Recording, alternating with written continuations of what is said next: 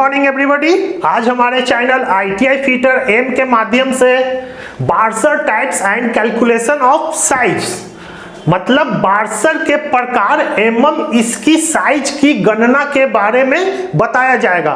तो ये जो चित्र देख रहे हैं इसी को हम बार्सर बोलते हैं। बार्सर एक पतली गोलाकार डिस्क के समान होता है जिसके केंद्र में होल होता है। तो ये जो देख रहे हैं तो इसी को हम बार्सर बोलते हैं। बार्सर एक पतली गोलाकार डिस्क के समान होता है। तो यहाँ हम देख रहे हैं यह एक पतला गोलाकार डिस्क के समान है और जिसके केंद्र में होल होता है। यह देखिए इसके सेंटर में होल होता है।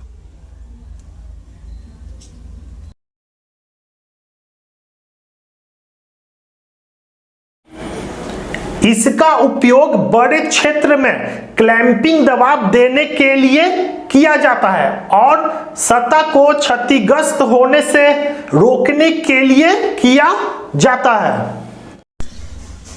इसका उपयोग बड़े क्षेत्र में क्लैंपिंग दबाव देने के लिए किया जाता है। मतलब यहां हम देख रहे हैं यह एक होल है और इसमें अगर हम बोल्ट को कसते हैं तो इसके द्वारा जो यह क्षेत्र है बहुत छोटा है। देखिए इसके द्वारा जो क्षेत्र कवर किया जा रहा है वह बहुत छोटा है। अगर इसी के नीचे अगर हम बार्सर को देते हैं तो इसके द्वारा जो क्षेत्र कवर किया जा रहा है वह बड़ा है। तो यहाँ इसीलिए बोला जा रहा है कि इसका प्रयोग मतलब ये जो बार्सर है बार्सर का प्रयोग बड़े क्षेत्र में क्लैंपिंग दबाव देने के लिए किया जाता है और सतह को क्षतिग्रस्त होने से रोकने के लिए भी किया जाता है। अगर हम बार्सर देकर नट बोल्टू कसते हैं तो इसका जो यह सतह है यह क्षतिग्रस्त होने से भी बचता है। इसका प्रयोग बोल्ट हेड और नट के लिए पृष्ठ सतह बढ़ाने के लिए भी करते हैं। ये जो बार्सर है तो बार्सर का प्रयोग बोल्ट हेड, तो ये जो देख रहे हैं बोल्ट, तो बोल्ट का ये हेड है और नट ये जो देख रहे हैं नट के लिए पृष्ठ सतह बढ़ाने के लिए भी करते हैं। मतलब इस बार्सर को इस बोल्ट में अगर हम लगाते हैं तो इससे इसका ये जो ऊपर का सतह है पृष्ठ सतह यह बढ़ जाता है। तो इसी प्रकार अगर जब हम नट को कसते हैं तो इसके नीचे अगर हम बार्सर देते हैं तो इसका पृष्ठ सतह क्या होता है बढ़ जाता है। जैसे यहां देखिए और इधर भी अगर हम बार्सर देते हैं तो क्या हुआ दोनों साइड पृष्ठ सतह बढ़ जाता है। तो यहां इसीलिए बोला जाता है कि बार्सर का प्रयोग बोल्ट हेड और नट के लिए पृष्ठ सतह बढ़ाने के लिए भी करते हैं। बार्सर हल्के, माध्यम, भारी और अतिरिक्त भारी श्रृंखला में निर्माण किया जाता है। ये जो बार्सर हैं तो बार्सर हल्का, माध्यम मतलब मीडियम, हेवी और अतिरिक्त भारी मतलब एक्स्ट्रा हेवी श्रृंखला में भी निर्माण किया जाता है। लॉक बार्सर, लॉक बार्सर का उपयोग बोल्ट या नट को कंपन के कारण ढीला होने से रोकने के लिए किया जाता है। ये जो देख रहे हैं तो यह एक प्रकार का लॉक बार्सर है और लॉक बार्सर का उपयोग बोल्ट या नट को कंपन के कारण ढीला होने से रोकने के लिए किया जाता है। जैसे कि यहाँ जब हम एक बोल्ट को कसते हैं और इस पार्ट में अगर वाइब्रेशन होता है, अगर किसी भी प्रकार का वाइब्रेशन होता है तो यह नट बोल्ट क्या होता है ढीला हो जाता है। तो इसे रोकने के लिए हम ये जो लॉक बार्सर है, ये जो देख रहे हैं लॉक बार्सर का प्रयोग करते हैं और फिर इसे कसते हैं। तो अब अगर इस पार्ट में कुछ भी अगर हलचल होता है या कंपन होता है तो ये जो नट बोल्ट है यह ढीला नहीं होगा। विभाजित रिंग लॉक बार्सर मतलब स्प्लिट रिंग लॉक बार्सर को विशेष उपयोग के लिए डिजाइन किए गए लॉक बार्सर जैसे टूथ टाइप लॉक बार्सर से तेजी से प्रतिस्थापित किया जा रहा है। ये जो देख रहे हैं तो इसे हम विभाजित रिंग लॉक बार्सर मतलब स्प्लिट रिंग लॉक बार्सर बोलते हैं। और ये जो देख रहे हैं तो इसे हम टूथ टाइप लॉक बार्सर बोलते हैं। तो ये जो विभाजित रिंग लॉक बार्सर है तो इसका प्रयोग ये जो टूथ टाइप लॉक बार्सर है इसके स्थान पर इस बार्सर का प्रयोग अधिक हो रहा है। मतलब इस बार्सर का प्रयोग कम हो रहा है और इस बार्सर का प्रयोग अधिक हो रहा है। तो यहाँ यही चीज बताया जा रहा है कि ये जो विभाजित रिंग लॉक बार्सर को विशेष उपयोग के लिए डिजाइन किया गया ये जो लॉक बार्सर है इसके जगह यह तेजी से प्रतिस्थापित किया जा रहा है।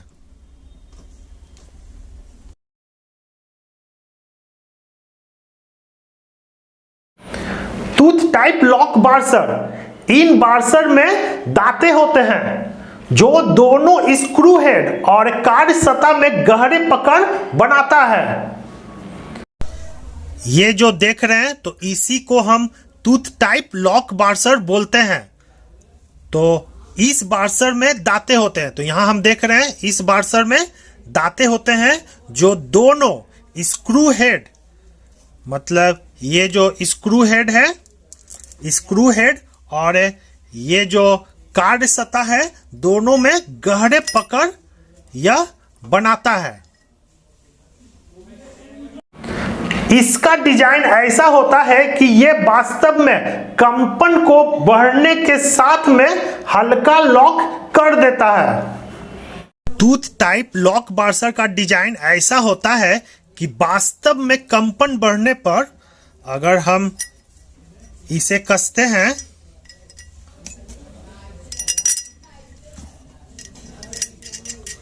और इसमें अगर किसी भी प्रकार का कंपन होता है तो कंपन बढ़ने के साथ यह हल्का सा लॉक कर देता है। मतलब ये जो बोल्ट हेड है और ये जो सरफेस है जॉब सतह दोनों को आपस में हल्का सा यह लॉक कर देता है।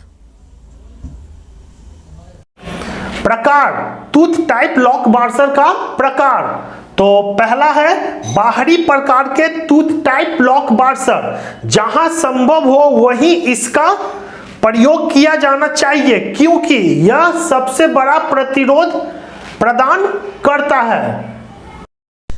ये जो बार्सर देख रहे हैं तो इसे हम बाहरी प्रकार के टूथ टाइप लॉक बार्सर बोलते हैं। मतलब इस बार्सर में बाहरी तरफ दांते बने हुए हैं। देखिए बाहर की तरफ दांते बने हुए हैं और इस बार्सर का प्रयोग जहां संभव हो वहीं इसका प्रयोग किया जाना चाहिए क्योंकि यह सबसे बड़ा प्रतिरोध प्रदान करता है।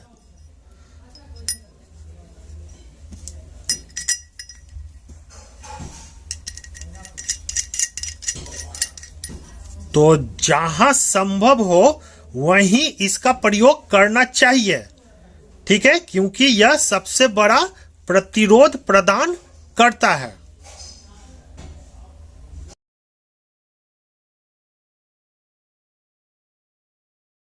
दूसरा इंटरनल टाइप टूथ लॉक बार्सर तो छोटे हेड स्क्रू के साथ इसका प्रयोग किया जाता है जहां दांतों को छिपाने के लिए यह स्नैगिंग को रोकने के लिए वांछनीय है।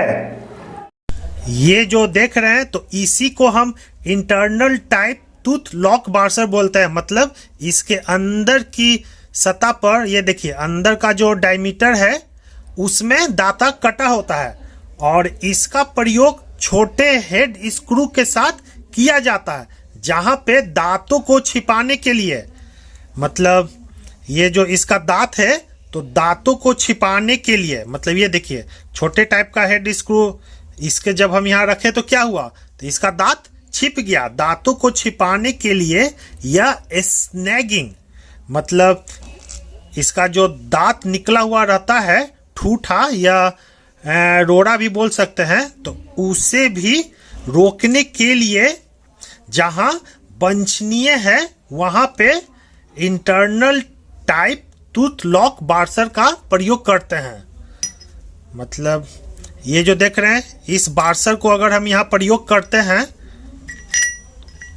तो इसका अंदर का दांत तो क्या हुआ, अंदर के दांत को हमें छिपाना भी है और अंदर के दांत का जो ठूठा मतलब जो रोड़ा निकला हुआ है उसे भी छिपाने के लिए हम internal type tooth lock washer का प्रयोग करते हैं।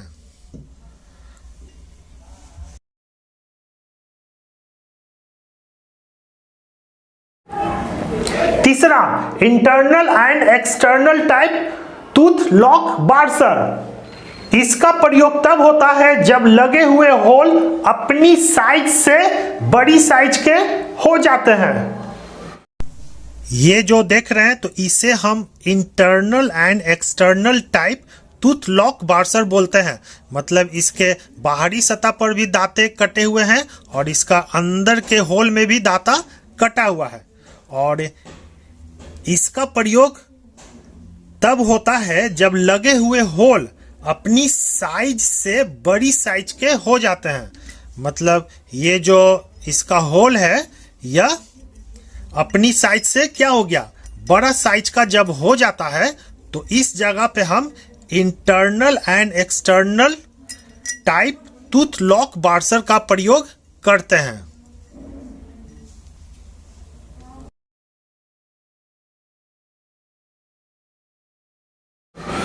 चौथा, countersunk type tooth lock washer. इसका प्रयोग फ्लैट या अंडाकार प्रकार के हेड स्क्रू के लिए किया जाता है। ये जो देख रहे हैं तो इसे हम काउंटर संक टाइप टूथ लॉक बार्सर बोलते हैं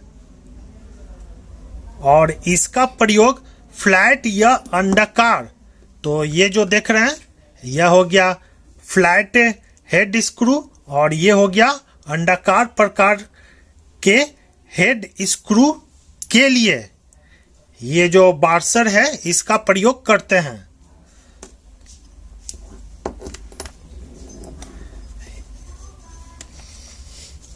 तो यहाँ हम देख रहे हैं इस जगह पर हम काउंटर संक टाइप टूथ लॉक बार्सर रखते हैं और फिर ये जो फ्लैट हेड स्क्रू है इसे रखकर हम टाइट करते हैं।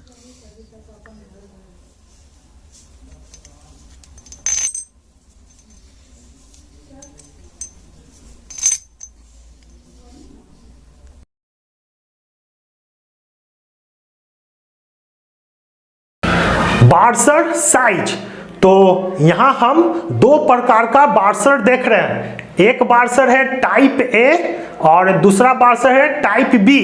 तो टाइप ए बार्सर स्ट्रेट है और टाइप बी बार्सर चैम्फर है। तो ये जो देख रहे हैं टाइप ए बार्सर, इसमें ये बार्सर का अंदर का डायमीटर है, मतलब अंदर का होल का साइज है और ये जो देख रहे हैं D1 या बार्सर का बाहरी डायमीटर है और ये जो देख रहे हैं S, तो ये बार्सर का मोटाई है। तो ये स्ट्रेट इसलिए है कि यहाँ किसी भी प्रकार का चैम्फर नहीं है, एकदम एक्यूरेट सीधा है, तो इसलिए यह टाइप ए बार्सर है। और यहाँ देखिए टाइप बी चैम्फर, मतलब ये जो बार्सर है तो इसका जो बाहरी किनारा है वह तिरछा होता है। तो ये हो गया अंदर का होल का डायमीटर, ये बाहरी डायमीटर D1 और ये जो S है यह इसका बार्सर का मोटाई हुआ।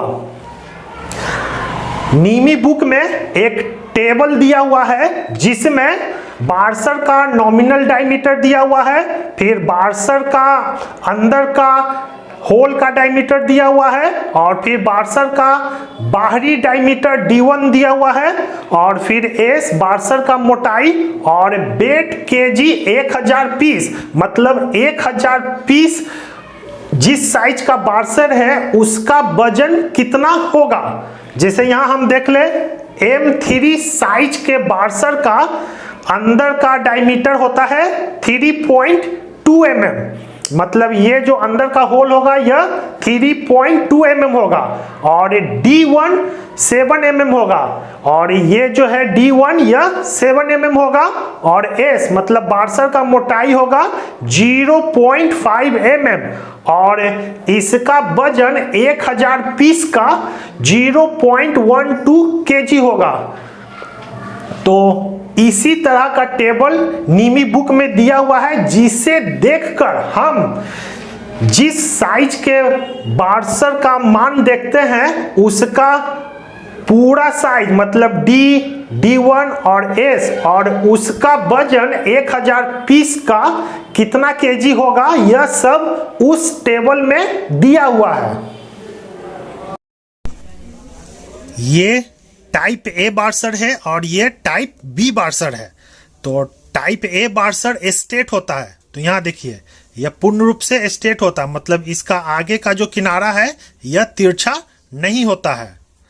और ये है टाइप बी बार्सर जो कि चैम्फर होता है, मतलब इसका ये जो किनारा है यह हल्का सा तिरछा होता है। ये देखिए इसमें किसी भी प्रकार का तिरछा किनारा नहीं है और इसमें तिरछा होता है, मतलब ये हो गया टाइप ए और ये हो गया टाइप बी बार्सर। और ये जो है इसका D1 हो गया, इसका जो बाहरी डायमीटर है यह D1, अंदर का जो होल है यह D और इसका जो ये मोटाई है यह S से इंडिकेट होता है।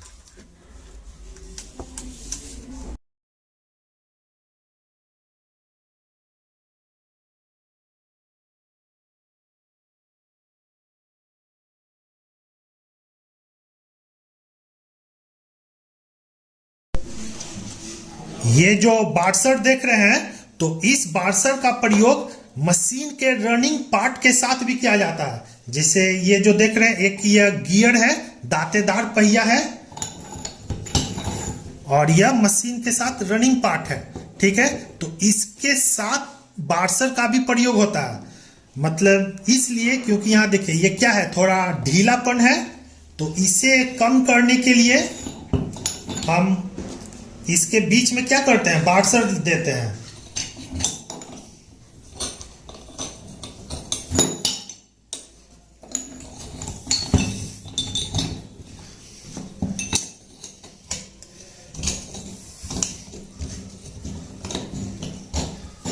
तो यहां देख रहे हैं इसका ढीलापन खत्म हो गया, मतलब इस बार्सर का प्रयोग मशीन के रनिंग पार्ट के साथ किया जा रहा है।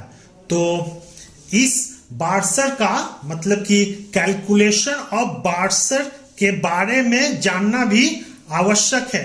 इसके लिए कौन कौन सा सूत्र प्रयोग होता है इसके बारे में जानेंगे। कैलकुलेशन ऑफ बार्सर, तो अब हम बार्सर के कैलकुलेशन के बारे में जानेंगे। तो पहले समझ ले यह एक गियर है, मतलब दांतेदार पहिया, और यह दो ब्लॉक है और ब्लॉक और दांतेदार गियर के बीच में क्या है, स्पेस है। तो जब यह गियर घूमेगा तो क्या होगा, थोड़ा ढीला घूमेगा, आगे पीछे करेगा।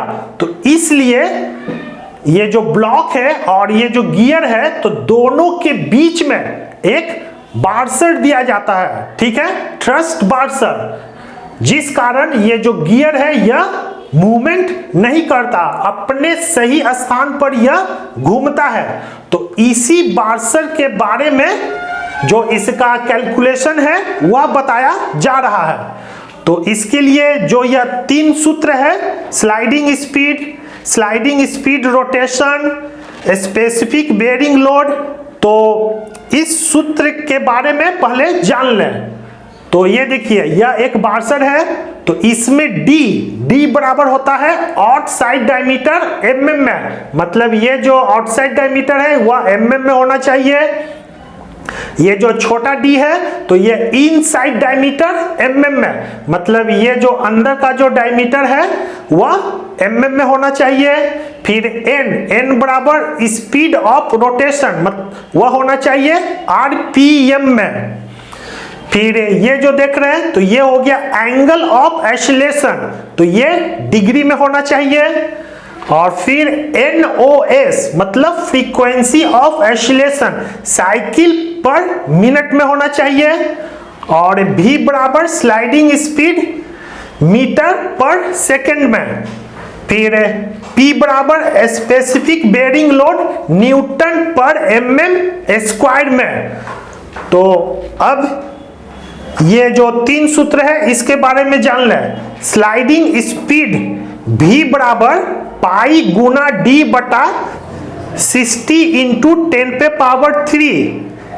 गुना 2 एंगल ऑफ ऑसिलेशन जो कि डिग्री में होता है गुना NOS बटा 360। फिर दूसरा सूत्र देख लीजिए, स्लाइडिंग स्पीड रोटेशन V बराबर pi into D into N बटा 60 गुना 10⁻³ अब ये तीसरा सूत्र देख लें, स्पेसिफिक बेयरिंग लोड P बराबर 4WT बटा पाई बड़ा D⁻² माइनस छोटा D⁻²। तो ये तीनों सूत्र आप याद कर लें।